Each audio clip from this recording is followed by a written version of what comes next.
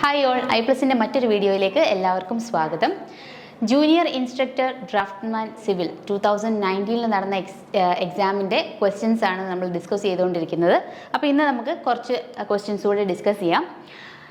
ആദ്യത്തെ question, GIS deals with which kind of data? Geographic information system deals with which kind of data?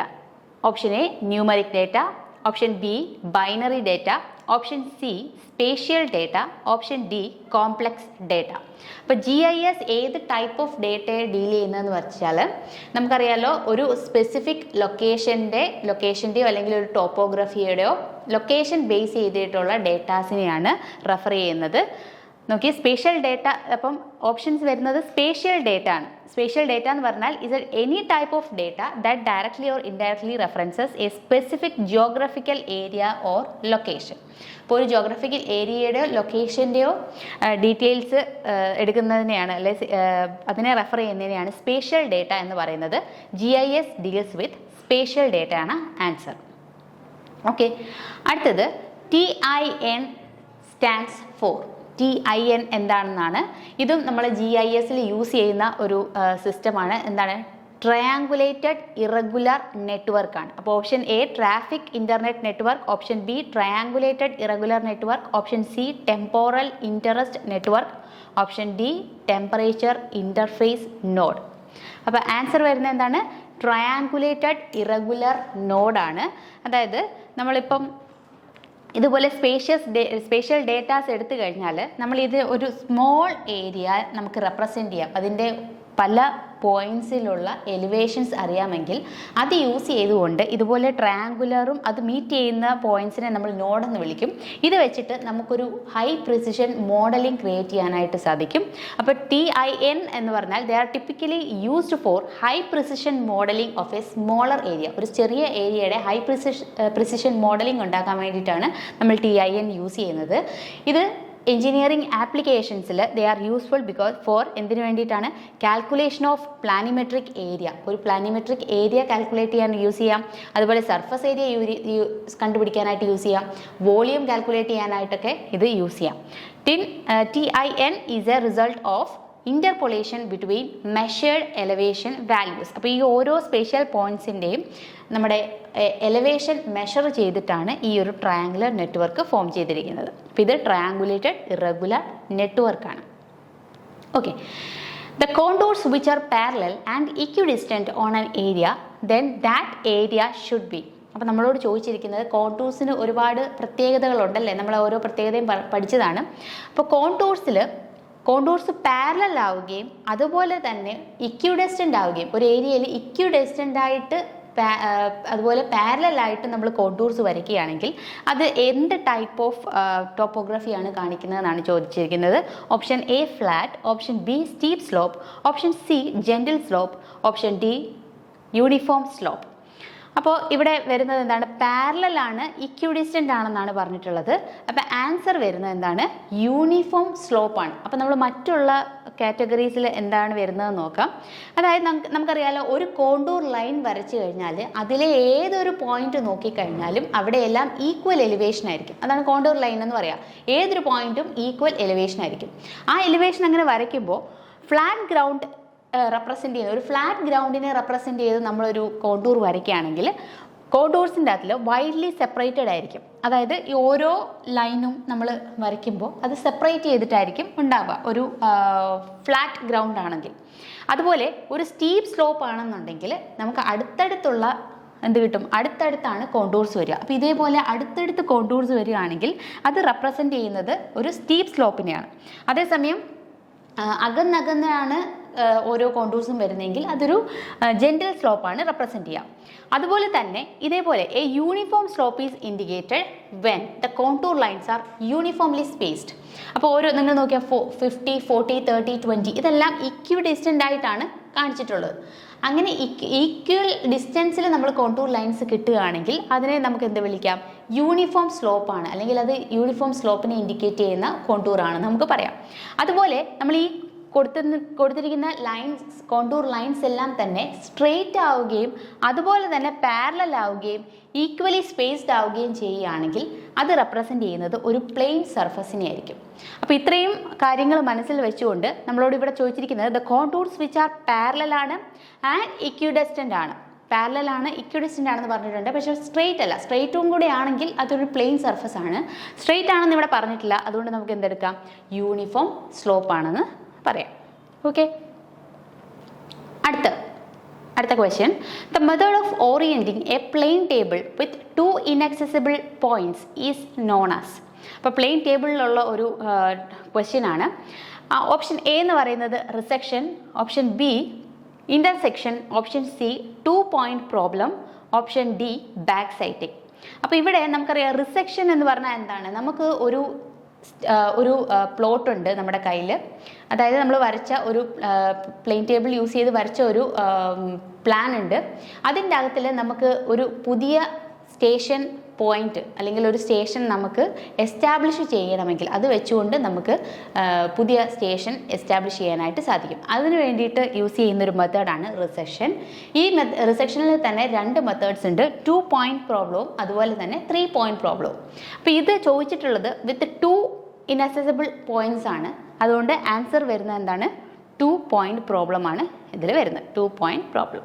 Okay, അടുത്ത ചോദിച്ചിട്ടുള്ളത് survey എന്നൊരു question തന്നെയാണ്. Size of a theodolite is specified by. ഒരു തിയോഡലൈറ്റിൻ്റെ size നമ്മൾ പറയുന്നത് എന്തിനെ വെച്ചിട്ടാണെന്നാണ്. Option A diameter of the lower plate, the diameter of the upper plate, the length of the telescope, diameter of the vertical scale. അപ്പോൾ ഇതിൻ്റെ അകത്തിൽ ഒരു തിയോഡലൈറ്റിൻ്റെ സൈസ് നമ്മൾ പറയുന്നത് നമ്മുടെ ലോവർ പ്ലേറ്റിൻ്റെ ഡയമീറ്റർ വെച്ചിട്ടാണ് നമ്മൾ ആ തിയോഡലൈറ്റിനെ സ്പെസിഫൈ ചെയ്യുന്നത്. അപ്പോൾ നമ്മൾ നോക്കുകയാണെങ്കിൽ ഇപ്പം എക്സാമ്പിൾ പറയുകയാണെങ്കിൽ, for example a 25 centimetre theodolite എന്ന് പറഞ്ഞാൽ 25 സെൻറ്റിമീറ്റർ തിയോഡലൈറ്റ് എന്ന് പറഞ്ഞാൽ അവിടെ കൊടുത്തിട്ടുള്ള diameter of the graduated circle of lower plate, ആ ലോവർ പ്ലേറ്റിൻ്റെ ഗ്രാജുവേറ്റഡ് ലോവർ പ്ലേറ്റിൻ്റെ ഡയമീറ്റർ 25 സെൻറ്റിമീറ്റർ ആണെന്നാണ് അർത്ഥം. അത് size of the theodolite generally 8 to 25 centimetre വരെയാണ് വരിക. അപ്പോൾ നിങ്ങൾ ഈ ഒരു ടെലസ്കോപ്പ് നോക്കിക്കഴിഞ്ഞാൽ ഇതാണ് അതിൻ്റെ അപ്പർ പ്ലേറ്റ്, ഇവിടെ ഗ്രാജുവേഷൻസ് ഉണ്ടാവും, ഇതാണ് ഇതിൻ്റെ ലോവർ പ്ലേറ്റ്. ഈ ഒരു പോയിൻ്റാണ് ലോവർ പ്ലേറ്റ്. ഈ ഫിഗറിലും കാണിച്ചിട്ടുണ്ട്. ഇതാണ് നമ്മുടെ ലോവർ പ്ലേറ്റ്. ഓക്കെ, ഇതാണ് അപ്പർ പ്ലേറ്റ്, ഇത് അപ്പർ പ്ലേറ്റ്, ഇതാണ് നമ്മുടെ ലോവർ പ്ലേറ്റ്. ഓക്കെ, അപ്പോൾ ഈ ലോവർ പ്ലേറ്റിൻ്റെ ഡയമീറ്റർ എത്രയാണോ അതായിരിക്കും നമ്മൾ ഈ ടെലസ്കോപ്പിൻ്റെ സൈസായിട്ട് നമ്മൾ സ്പെസിഫൈ ചെയ്യാം. ഓക്കെ, അടുത്ത question. In levelling a station is a point where. അപ്പോൾ നമ്മൾ ലെവലിംഗ് ചെയ്യുന്ന സമയത്ത് നമ്മൾ സ്റ്റേഷനായിട്ട് മാർക്ക് ചെയ്യുന്നത് എവിടെയാണെന്നാണ് ചോദിച്ചിരിക്കുന്നത്. Option A staff is placed, എവിടെയാണോ നമ്മൾ സ്റ്റാഫ് പ്ലേസ് ചെയ്യുന്നത് അവിടെയാണ്. Option B instrument is setup, instrument setup ചെയ്യുന്നിടത്താണോ. ഓപ്ഷൻ സി ബെഞ്ച് മാർക്ക് ചെയ്തെടുത്താണോ. Option D none of the above. ഏതാണ് ഇതിൻ്റെ ആൻസർ ആയിട്ട് വരിക? നമ്മളൊരു സ്റ്റേഷനായിട്ട് നമ്മൾ മാർക്ക് ചെയ്യുന്നത് എവിടെയാണ്? നമ്മുടെ സ്റ്റാഫ് എവിടെയാണോ ഹെൽഡ് ചെയ്യുന്നത് അവിടെയാണ് നമ്മൾ സ്റ്റേഷൻ മാർക്കായിട്ട് പറയാം. ഫോർ എക്സാമ്പിൾ നോക്കിയാൽ ഇപ്പോൾ ഇവിടെ ഞാൻ ഇൻസ്ട്രുമെൻ്റ് വെച്ചിട്ട് ഇങ്ങോട്ടേക്കും ഈ ഒരു സൈഡ് പോയിന്റ് എയിലേക്കും പോയിന്റ് ബിയിലേക്കും സൈറ്റ് ചെയ്യുകയാണെങ്കിൽ നമ്മുടെ സ്റ്റേഷൻ മാർക്കായിട്ട് വരുന്നത് എവിടെയാണ്? സ്റ്റേഷൻ പോയിന്റ് ആയിട്ട് വരുന്നത് പോയിന്റ് എയും അതുപോലെ ബിയും ആണ്. ഓപ്ഷൻ ഈ ഓയിലാണ് നമ്മുടെ ഇൻസ്ട്രുമെൻ്റ് സെറ്റപ്പ് ചെയ്യുന്നത്. പക്ഷേ അതൊരു സ്റ്റേഷൻ പോയിന്റ് അല്ല. സ്റ്റേഷൻ പോയിന്റ് എവിടെയാണോ നമ്മൾ ഒബ്സർവേഷൻസ് മാർക്ക് ചെയ്യുന്നത്, ആ മാർക്ക് ചെയ്യുന്ന പോയിന്റ് എവിടെയാണോ സ്റ്റാഫ് വെച്ചിരിക്കുന്നത് അവിടെയാണ് നമ്മുടെ സ്റ്റേഷനായിട്ട് നമ്മൾ മാർക്ക് ചെയ്യുക. അപ്പോൾ സ്റ്റാഫ് എവിടെയാണോ പ്ലേസ് ചെയ്യുന്നത് അവിടെയാണ് നമ്മുടെ സ്റ്റേഷൻ പോയിന്റ്. അടുത്ത question. A plane surface on a contour map is indicated by. അപ്പോൾ നമ്മൾ ഓൾറെഡി ഇത് പറഞ്ഞ കാര്യമാണ്. ഒരു പ്ലെയിൻ സർഫസിനെയാണ് കാണിക്കുന്നതെന്നുണ്ടെങ്കിൽ ആ കോണ്ടൂർ ലൈൻസ് എല്ലാം തന്നെ സ്ട്രെയിറ്റ് ആയിരിക്കണം, അതുപോലെ തന്നെ പാരലൽ ആയിരിക്കണം, അതുപോലെ തന്നെ ഇക്വിഡിസ്റ്റൻറ്റും ആയിരിക്കണം. അപ്പോൾ എന്താണ് ഓപ്ഷൻ എ പറയുന്നത്? എന്താണ്? Far apart lines. Far apart ആണോ? അല്ല. ഫാർ എപ്പാർട്ട് ആണെന്നുണ്ടെങ്കിൽ അതൊരു ജെൻറ്റിൽ സ്ലോപ്പിനെയാണ് കാണിക്കുന്നത്. ക്ലോസ് ടുഗദർ ലൈൻസ് ആണോ? ക്ലോസ് ടുഗദർ ലൈൻസ് ആണെങ്കിൽ ഒരു സ്റ്റീപ്പ് സ്ലോപ്പിനെ ആയിരിക്കും അത് കാണിക്കുക. A series of straight parallel and equispaced contours. ഇതപ്പോൾ ഓപ്ഷൻ സി ആണ് ആൻസർ. ഓപ്ഷൻ ഡി നോക്കാം, mutually crossing contours. Crossing contours അല്ല, ക്രോസ് ചെയ്യുകയോ മെർജ് ചെയ്യുകയോ ചെയ്യണമെങ്കിൽ അതൊരു ഓവർ ഹാങ്ങിങ് ക്ലിഫോ അങ്ങനെ ആയിരിക്കണം. അങ്ങനെയാണെങ്കിൽ കോണ്ടൂർസ് മെർജ് ചെയ്യുകയോ ക്രോസ് ചെയ്യുകയോ ചെയ്യുള്ളൂ. അപ്പോൾ ഇവിടെ ചോദിച്ചിട്ടുള്ളത് എന്താണ്? A plane surface on a contour map is indicated by series of straight, parallel and equispaced contours ആണ് ആൻസർ. അടുത്ത് നോക്കാം, ദ റോക്സ് ഹാവിങ്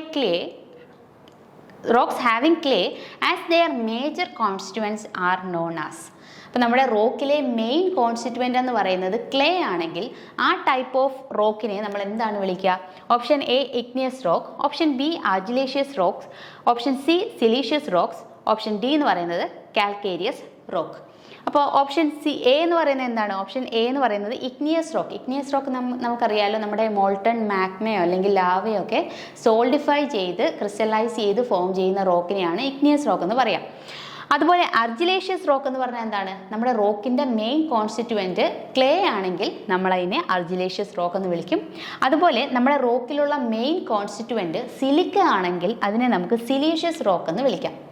ഇനി നമ്മുടെ റോക്കിലുള്ള മെയിൻ കോൺസ്റ്റിറ്റ്യുവൻ്റ് എന്ന് പറയുന്നത് നമ്മുടെ ലൈം അല്ലെങ്കിൽ കാൽസ്യം കാർബണേറ്റ് ആണെങ്കിൽ നമുക്കതിനെ കാൽക്കേരിയസ് റോക്ക് എന്ന് വിളിക്കും. അപ്പോൾ ഇവിടെ ചോദിച്ചിട്ടുള്ളത് ക്ലേ മേജർ കോൺസ്റ്റിറ്റ്യുവൻ്റ് ആയിട്ട് വരുന്ന റോക്ക് ഏതാണെന്നാണ്. ഇതെന്താണ്? ഓപ്ഷൻ ബി ആർജിലേഷ്യസ് റോക്ക് ആണ് ഇതിൻ്റെ ആൻസർ. ഓക്കെ, അടുത്ത question, the most weather resisting metamorphic rock. Weather resistant ആയിട്ടുള്ള മെറ്റമോർഫിക് റോക്ക് ഏതാണെന്നാണ് ചോദ്യം. Option A limestone, option B slate, option C marble, option D quartzite. ഇതിലേതാണ്? ലൈംസ്റ്റോൺ എന്ന് പറഞ്ഞാൽ നമുക്കറിയാം ഒരു സെഡിമെൻ്ററി റോക്കാണ് ലൈംസ്റ്റോൺ എന്ന് പറയുന്നത്. സ്ലേറ്റ്, മാർബിൾ, ക്വാർട്സൈറ്റ് ഇത് മൂന്നും മെറ്റമോർഫിക് റോക്കാണ്.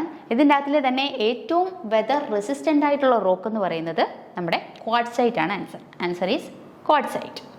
ഓക്കെ, അടുത്ത ക്വസ്റ്റ്യൻ നോക്കാം. The minimum water cement ratio required for making concrete make ചെയ്യുന്ന സമയത്ത് നമ്മൾ എടുക്കേണ്ട മിനിമം വാട്ടർ സിമെൻറ്റ് റേഷ്യോ എത്രയാണെന്നാണ് ചോദ്യം. Option A 0.4, option B 0.5, option C 0.6, option D 0.8. അപ്പോൾ ഇത് നമ്മുടെ RCCയുടെ കോഡിൽ പറയുന്നതാണ്. IS ഇന്ത്യൻ സ്റ്റാൻഡേർഡ് 456/2000 നമ്മൾ പറയുന്നുണ്ട്. ഇതുപോലെ ഒരു ചാർട്ടിലെ എല്ലാ വാല്യൂസും ഇമ്പോർട്ടൻ്റ് ആണ്. ഇത് നമ്മൾ ബൈഹാർട്ട് ചെയ്ത് തന്നെ വേണം, ഇതിൽ എന്ത് വേണേലും ചോദിക്കാം. അപ്പോൾ ഇവിടെ നമുക്കറിയാം ഓൾറെഡി ഇവിടെ പറയുന്നത് എന്താണ്? RCC ആണെന്നുണ്ടെങ്കിൽ നമ്മുടെ കോൺക്രീറ്റ് രണ്ടിടത്തും RCC ആണെങ്കിലും പ്ലെയിൻ കോൺക്രീറ്റ് ആണെങ്കിലും നമ്മുടെ വാട്ടർ സിമെൻറ്റ് റേഷ്യോ മിനിമം ആയിട്ട് പറയുന്നത് 0.4 ആണ്. അപ്പോൾ ഇവിടെ ആൻസർ വരുന്നത് 0.4 ആണ്. ഓക്കെ, അപ്പോൾ നമ്മൾ 10 ക്വസ്റ്റ്യൻസ് ആണ് ഇന്ന് ഡിസ്കസ് ചെയ്തത്. Thank you so much.